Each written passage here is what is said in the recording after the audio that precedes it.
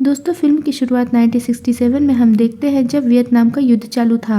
इसके बाद न्यूयॉर्क के एक बार में हम चिकी नाम के एक आदमी को देखते हैं। चिकी मर्चेंट नेवी में है और वो अपने कुछ दोस्तों के साथ बार में बियर पी रहा है। दूसरे दिन हम चिकी को देर तक सोते हुए देखते हैं। उसके पिता आकर उसे उठाते हैं और उस पर नाराज होते हैं क्योंकि चिकी का रोज का यही रूटीन था जिससे उसके पिता परेशान थे। नाश्ते के टेबल पर चिक्की के पिता उसे जिंदगी में सीरियस होने कहते हैं। दोनों बाप बेटे के बीच नोक झोंक हो रही होती है। तभी चिक्की की बहन क्रिस्टीन वहां रोते हुए आती है और बताती है कि उसके बचपन का दोस्त जॉनी जंग में मारा गया। अगले सीन में हम चिक्की को फिर से बार में अपने दोस्तों के साथ देखते हैं। बार में टीवी पर न्यूज़ चल रहा था जिसमें दिखाया जा रहा था कि जंग में 2 मासूम बच्चे मारे गए। बार का मालिक एक रिटायर्ड कर्नल है। वो कहता है कि टीवी पर इस तरह के न्यूज़ नहीं दिखाना चाहिए क्योंकि इससे अमेरिका की जनता अपने ही सेना के खिलाफ हो सकती है। बार से निकलकर चिकी और उसके दोस्त जॉनी के फ्यूनरल में जाते हैं। वहां उन लोगों को पता चलता है कि उन लोगों के बचपन का एक और दोस्त टॉमी भी जंग में गया था, जो कि अब पिछले कई दिनों से लापता है। टॉमी चिकी का बहुत ही खास दोस्त था। वो उसके साथ बिताए हुए पलों को याद करता है और दुखी हो जाता है। चिकी को पूरा भरोसा है कि टॉमी भले ही लापता है पर वो मरा नहीं होगा क्योंकि वो बहुत ही होशियार है और वो हर सिचुएशन में सरवाइव करना जानता है। चिकी अपने दोस्त के साथ वापस घर जा रहा होता है। तब रास्ते में वो देखता है कि बहुत सारे लोग जंग के खिलाफ प्रदर्शन कर रहे हैं। यहाँ पर हम देखते हैं कि जनता 2 गुटों में बटी हुई है। एक जो जंग को देश के वजूद और उज्जवल भविष्य की जंग मानते हैं और दूसरा जो इस जंग को राष्ट्रपति का घमंड समझते हैं, जिसकी वजह से लाखों लोगों की जान जा रही है और वो इस जंग को रोकने के लिए प्रदर्शन कर रहे हैं। चिकी प्रदर्शनकारियों के बीच पहुंचकर उन लोगों पर गुस्सा कर रहा होता है कि जब अमेरिकी सेना को पता चलेगा कि उनकी ही जनता उनके खिलाफ प्रदर्शन कर रही है तब वो बहुत ज़्यादा निराश होंगे। चिक्की यह सब कह रहा होता है तभी वो देखता है कि उसकी बहन क्रिस्टीन भी उन प्रदर्शनकारियों के साथ है। वो उस पर भी गुस्सा करता है और उसे अपने साथ घर ले जाना चाहता है। तब प्रदर्शनकारियों और चिक्की के बीच झड़प हो जाती है। इसके बाद हम फिर चिक्की को अपने दोस्तों के साथ बार में बियर पीते देखते हैं। वो लोग आपस में प्रदर्शनकारियों के साथ हुए झड़प के बारे में बात कर रहे होते हैं। कर्नल उन लोगों से कहता है कि आजकल के नौजवान बस घर में बैठकर तमाशा देखने जानते हैं। अगर उसका बस चलता और वो पहले की तरह जवान होता तो वो अपने साथियों के लिए बियर लेकर जाता और उनके साथ बियर पीते हुए उनका अपने देश के लिए अपनी जान दांव पर लगाने के लिए उन लोगों का आभार जताता और उनका हौसला अफजाई करता। कुछ देर सोचने के बाद चिकी कहता है कि वो यह काम कर सकता है। वो बताता है कि अब जब भी कोई शिप वियतनाम की तरफ जाएगा तब वो अपने ऑफिसर से रिक्वेस्ट करके उस शिप पर अपनी ड्यूटी लगवा लेगा और फिर वियतनाम में अपने सभी दोस्तों के लिए बियर लेकर उनसे मिलने जाएगा। चिकी का दोस्त उसे समझाता है कि उसे नशा हो गया है और वो कुछ भी बकवास कर रहा है। वो बताता है कि वियतनाम में कितना खतरा है। चिकी को इन सब से कोई फर्क नहीं पड़ता और वो बार में अपने दोस्तों से वादा करता है कि वो बाकी के दोस्तों से मिलने वियतनाम जरूर जाएगा।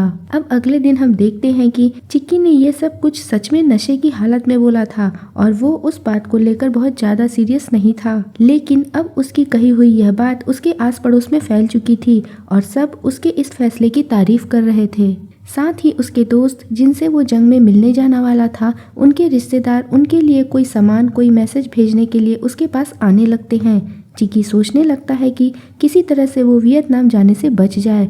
उसको कंफ्यूजन में देखकर उसका दोस्त उससे कहता है कि अगर उसे जाने की इच्छा नहीं है तो वो ना जाए। चिकी कहता है कि अगर वो नहीं जाएगा तो उसके दोस्त उसका मजाक उड़ाएंगे जिनके सामने कल उसने जाने का वादा किया था। चिकी का दोस्त चिकी से कहता है कि वो उनके बारे में ज़्यादा ना सोचे क्योंकि उन्होंने कभी चिकी को सीरियसली नहीं लिया था, क्योंकि पहले भी चिकी ने अपने दोस्तों से कई वादे किए थे जिन्हें उसने पूरे नहीं किए थे। चिकी को यह सुनकर और भी बुरा लगता है कि उसके दोस्त के सामने उसकी इस तरह की छवि है। इसके बाद हम चिकी को अपने घर पर अपने परिवार के साथ नाश्ते के टेबल पर देखते हैं। वो चिकी का मजाक उड़ाते हैं कि जो लड़का रात भर शराब पीकर सुबह देरी से उठता है वो जंग के मैदान में अपने दोस्तों से मिलने जाएगा। उसके परिवार वालों को पता था कि चिकी कभी भी कोई वादा पूरा नहीं करता, लेकिन इस बार उसके पिता चाहते थे कि उनका बेटा यह वादा पूरा करे। क्योंकि वो खुद भी पहले आर्मी में थे और जंग लड़ चुके थे। जंग में अपनों को देखने की खुशी क्या होती है उन्हें पता था, इसलिए वो चाहते थे कि उनका बेटा इस बार अपना वादा पूरा करे। चिकी इसके बाद अपने कैंप में जाता है। वो अभी भी कंफ्यूजन में होता है कि वो जाए या ना जाए। वो जाकर अपने ऑफिसर से पूछता है कि वियतनाम की ओर अगली शिप कब जाएगी और मन ही मन यह दुआ करता है कि वियतनाम के लिए कोई शिप ना हो। उसका ऑफिसर उसे बताता है कि एक शिप आज ही 3 घंटे बाद हथियार पहुंचाने उस ओर जाने वाली है। ऑफिसर चिकी से पूछता है कि क्या वो इस शिप में उसकी ड्यूटी लगा दे। चिकी कुछ देर सोचता है और अब फाइनली उसने डिसाइड कर लिया था कि वो वियतनाम जाएगा और वो अपने ऑफिसर को हाँ कर देता है। चिकी के पास उस शिप में ड्यूटी ज्वाइन करने के लिए सिर्फ 3 घंटे थे। वो तुरंत जाकर अपना सामान पैक करता है और साथ में बहुत सारे बियर के कैन भी रख लेता है।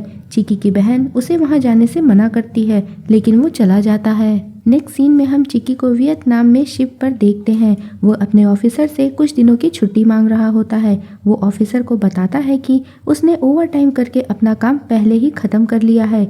ऑफिसर फिर भी उसे छुट्टी देने से मना कर देता है, क्योंकि वियतनाम एक युद्ध क्षेत्र है और इस क्षेत्र में वो किसी को भी छुट्टी नहीं दे सकता। चिकी अपने ऑफिसर से झूठ बोलता है कि उसका भाई वियतनाम में युद्ध लड़ रहा है और उसकी माँ की तबीयत बहुत खराब है। उसे अपने भाई के पास यह खबर पहुँचाना है, इसलिए उसे छुट्टी चाहिए। ऑफिसर यह सब सुनकर उसे 3 दिन की छुट्टी दे देता है और 3 दिन के बाद न आने पर उसे सस्पेंड करके उसके ऊपर कार्रवाई करने की धमकी देता है। इसके बाद चिक्की सबसे पहले अपने कॉलिन नाम के दोस्त को ढूंढते हुए उसके पास पहुंचता है। कॉलिन चिक्की को देखकर बहुत खुश हो जाता है। वो उससे वहां आने की वजह पूछता है। चिक्की कॉलिन को सारी बात बताता है। रात में चिक्की कॉलिन और उसके बाकी साथियों के साथ मिलकर बियर पी रहा होता है। तभी वहां हल्ला होने पर कॉलिन का सीनियर आ जाता है, लेकिन जंग के बीच अपनी सेना को कुछ देर खुश होते हुए देख उसे भी अच्छा लगता है और वो बिना कुछ कहे वहां से चला जाता है। उसके जाने के बाद सभी फिर से एंजॉय करने लगते हैं और बियर पीते पीते सो जाते हैं। अगले दिन सुबह चिक्की कॉलिन के साथियों से अपने बाकी दोस्तों का लोकेशन और वहां किस तरह जा सकते हैं इसकी जानकारी लेता है। कॉलिन चिक्की के ऊपर बहुत नाराज होता है और उसे वापस शिप पर जाने के लिए बोलता है, क्योंकि जैसे जैसे चिक्की आगे की ओर बढ़ेगा उसकी जान को उतना ही ज़्यादा खतरा होगा। इसके बाद भी चिक्की नहीं मानता और आगे बढ़ने पर अड़ा होता है। तब कॉलिन चिक्की को बताता है कि इस वक्त वियतनाम में बस 2 तरह के लोग एक शहर से दूसरे शहर जा सकते हैं, एक तो मीडिया के लोग और दूसरे CIA के सीक्रेट एजेंट्स। कॉलिन चिक्की को एक होटल का नाम बताता है जहां बहुत से मीडिया के लोग रहते हैं और उनसे मदद मांगने बोलता है। चिक्की ऐसा ही करता है। वो उस होटल में पहुंचकर मीडिया वालों से मदद मांगता है, पर मीडिया वालों को चिक्की का अपने दोस्त के लिए बियर लाना बस एक बेवकूफ़ी लगती है। वो बताते हैं कि अगर उन्होंने उसकी मदद की तो उसके साथ साथ खुद उनकी जान भी खतरे में पड़ सकती है, इसलिए वो चिक्की की मदद करने से मना कर देते हैं।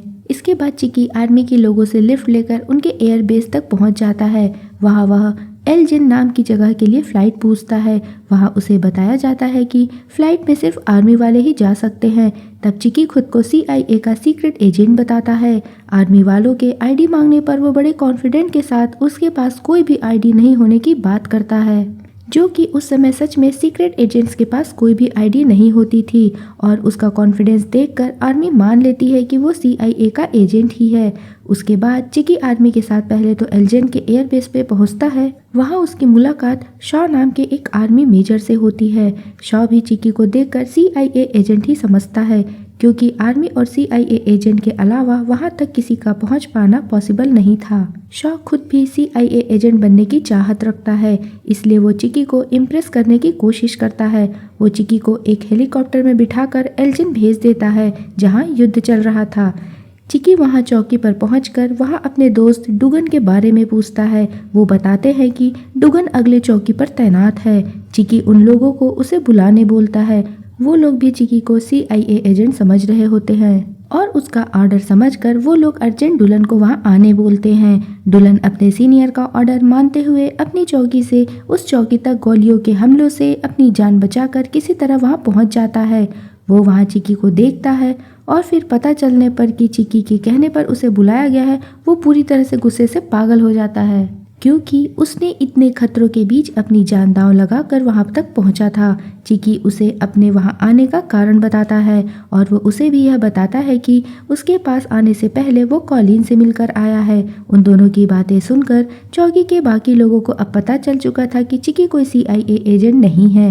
वो डुलन को तुरंत वापस जाकर अपनी चौकी संभालने का ऑर्डर देते हैं और साथ में चिकी को भी वहां से ले जाने के लिए बोलते हैं। अब डुलन फिर से गोलीबारी के बीच अपनी और चिकी की जान बचाते हुए दौड़ता है और अपनी चौकी तक पहुंच जाता है। चिकी देखता है कि वहां लगातार गोलीबारी हो रही है और उन लोगों की जान को कितना ज्यादा खतरा है। रात को गोलीबारी बंद होने पर चौकी में चिकी, डुलन और उसके बाकी साथियों के साथ बियर पीते हैं। डुलन चिकी को बताता है कि उनका दोस्त रेनॉल्ड, जिससे चिकी इसके बाद मिलने जाने वाला था, वो पहले ही युद्ध में मारा जा चुका है। चिकी को यह सुनकर बहुत दुख होता है। वो बियर पीते हुए सो जाता है। अगले दिन सुबह जब वो उठता है तो देखता है कि दुश्मन की फौज वहां से जा चुकी है। वो फिर से सुबह सभी को बियर पिलाता है और उनके साथ तस्वीर भी खिंचवाता है। डुलन चिकी से वादा लेता है कि वो अब आगे और किसी दोस्त से मिलने नहीं जाएगा और सीधे अपने शिप पर जाएगा। चिकी इस बार डुलन की बात मान लेता है क्योंकि अब उसको सचमुच में युद्ध के दौरान खतरे का एहसास हो गया था और दूसरी बात, उसकी 3 दिन की छुट्टी भी खत्म होने वाली थी। कुछ देर बाद वहाँ एक हेलीकॉप्टर आता है। चिकी जाकर उसमें बैठ जाता है।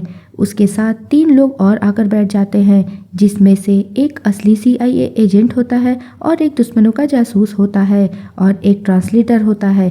CIA एजेंट जासूस को डराकर उससे सारी जानकारी निकलवा लेता है और उसके बाद उसे हेलीकॉप्टर से नीचे फेंक देता है। चिकी यह सब देखकर बहुत घबरा जाता है। इसके बाद वो लोग कॉन्टेंट नाम की जगह पर पहुंच जाते हैं, जबकि चिकी को साइगोन नाम की जगह जाना होता है। CIA एजेंट चिकी से उसके बारे में पूछता है, तब चिकी उसे गोलमोल जवाब देता है और CIA एजेंट को चिकी के ऊपर शक हो जाता है कि वो भी दुश्मनों का जासूस है। चिकी आर्मी कैंप में जाकर उनसे साइगोन पहुंचाने के लिए कहता है। आर्मी के लोग इसके लिए आसानी से मान जाते हैं और वो चिकी को गाड़ी में जाकर बैठने बोलते हैं। चिकी को उन पर शक होता है और वो बाथरूम के बहाने छुपकर देखने लगता है। तब वह देखता है कि उसकी गाड़ी में वहाँ वही CIA एजेंट बैठा हुआ है। चिकी वहाँ से भागने लगता है। CIA एजेंट भी उसे भागते हुए देख लेता है और उसका पीछा करने लगता है। चिकी भागते हुए जंगल में जाकर छुप जाता है। वो उनके जाने के बाद वहाँ से निकलता है और साइगोन की तरफ पैदल ही चल पड़ता है। रास्ते में उसे उसका एक और दोस्त केविन मिल जाता है। केविन उसे वहां देखकर हैरान हो जाता है। तब चिकी उसे सारी बात बताता है और उससे मदद मांगता है। केविन चिकी को साइगोन जाने के लिए हेलीकॉप्टर में बैठा देता है। नेक्स्ट सीन में हम चिकी को साइगोन में देखते हैं। वहां पहुंचने पर वो देखता है कि उसका शिप तो जा चुका है। पूछने पर उसे पता चलता है कि इंटेलिजेंस से पता चला है कि जल्द ही साइगोन में भी हमला होने वाला है, इसलिए शिप वक्त से पहले ही वापस चला गया। चिकी को अब कुछ समझ में नहीं आ रहा होता है कि वह क्या करे। तब वियतनाम का एक ह्यू नाम का पुलिस ऑफिसर आकर उसकी मदद करता है और उसे अमेरिकन एम्बेसी तक पहुंचाता है। ह्यू और चिकी की अच्छी दोस्ती हो जाती है और वो कभी न कभी एक दूसरे से दोबारा मिलने का वादा करते हैं। एम्बेसी में पूरी बात बताने पर एम्बेसी की तरफ से चिकी को नेक्स्ट फ्लाइट से अमेरिका भेजने की बात की जाती है, जो कि अगले ही दिन थी। चिकी यह सब सुनकर खुश हो जाता है और शराब पीने के लिए बार में चला जाता है। बार में उसकी मुलाकात फिर से उसी मीडिया के लोगों से होती है जिन्होंने पहले उसकी मदद करने से इनकार कर दिया था। इस बार आर्थर नाम के एक पत्रकार के साथ उसकी दोस्ती हो जाती है। दोनों साथ में बात कर रहे होते हैं, तभी वहां हमला हो जाता है। वो बचकर बाहर निकलते हैं तो देखते हैं कि सब तरफ हमले हो रहे हैं और बहुत से लोग मारे जा रहे हैं। वो देखता है कि उसका नया दोस्त ह्यूवी रोड पर पड़ा हुआ है। वो जाकर उसे बचाने की कोशिश करता है, लेकिन वो पहले ही मर चुका होता है। ये सब देखकर चिकी का मन सहम उठता है और अब उसे भी जंग से नफरत होने लगती है। चिकी और आर्थर रात भर एक घर में छुपकर अपनी जान बचाते हैं। सुबह उन लोगों को पता चलता है कि पास के ही आर्मी बेस पर बहुत बड़ा विस्फोट किया गया है। चिकी का एक दोस्त बॉबी उस आर्मी बेस में था। चिकी आर्थर के साथ वहां बॉबी को ढूंढने पहुंच जाता है। उसे बॉबी मिल जाता है, जो कि थोड़ा घायल था। बॉबी बताता है कि उसे कॉलिन से पहले ही मैसेज मिल चुका था कि चिकी उससे मिलने आ सकता है और उसे चिकी के ऊपर पूरा भरोसा था कि वो जरूर आएगा। चिकी यह सुनकर बहुत ही खुश होता है कि उसके दोस्त अब उसकी बातों पर और उसके वादों पर भरोसा करने लगे हैं। चिकी को बॉबी से बात करते हुए पता चलता है कि जिस प्लेन से वो जाने वाला था अब वो कैंसिल हो गई है, क्योंकि अब पूरे देश में जंग छिड़ गई है और अब मिलिट्री के प्लेन के अलावा कोई भी प्लेन उड़ान नहीं भर सकता। बॉबी चिकी को मिलिट्री के प्लेन में बैठा देता है जो बहुत सारे सैनिकों की लाश लेकर जा रही थी। जाने से पहले बॉबी उसे यह भी बताता है कि टॉमी जो कि इतने दिनों से लापता है वो मारा जा चुका है और उसकी बॉडी मिल गई है। यह सुनकर चिकी बहुत दुखी होता है। इसके बाद हम चिकी को वापस अमेरिका में उसी बार में देखते हैं। उसके दोस्त और कर्नल उसे देखकर बहुत खुश होते हैं, लेकिन इस बार चिकी उन लोगों को वहाँ के हालात के बारे में बताता है और जंग की वजह से हो रहे हजारों बेगुनाह लोगों की मौत के बारे में बताता है और वहाँ से चला जाता है। इसके बाद चिकी टॉमी की बीवी से मिलने जाता है और उससे माफ़ी मांगता है। टॉमी के बीवी के इसकी वजह पूछने पर वह बताता है कि टॉमी ने आर्मी उसी के कहने पर ज्वाइन की थी। यह बात बताकर वो उसको गले लगाकर रोने लगता है। तो दोस्तों, यहाँ हमें पता चलता है कि चिकी के वहाँ जाने की असली वजह यही थी, क्योंकि उसने जब से जंग में टॉमी के लापता होने की खबर सुनी थी वो इसके लिए खुद को जिम्मेदार मान रहा था। लास्ट में हम चिकी को अपनी बहन के साथ जंग के खिलाफ प्रदर्शन करते हुए देखते हैं। दोस्तों, ये फिल्म एक सच्ची कहानी पर आधारित है और लास्ट में हम जंग की असली तस्वीर देखते हैं जो कि चिकी ने खिंचवाई थी और साथ ही पांचों दोस्तों की आज के समय की असली फोटो देखते हैं। पांचों दोस्त आज भी जिंदा हैं। दोस्तों, इसी के साथ मूवी खत्म होती है। वीडियो को प्लीज़ लाइक, शेयर और कमेंट करें और चैनल को ज़रूर सब्सक्राइब करें। Thank you.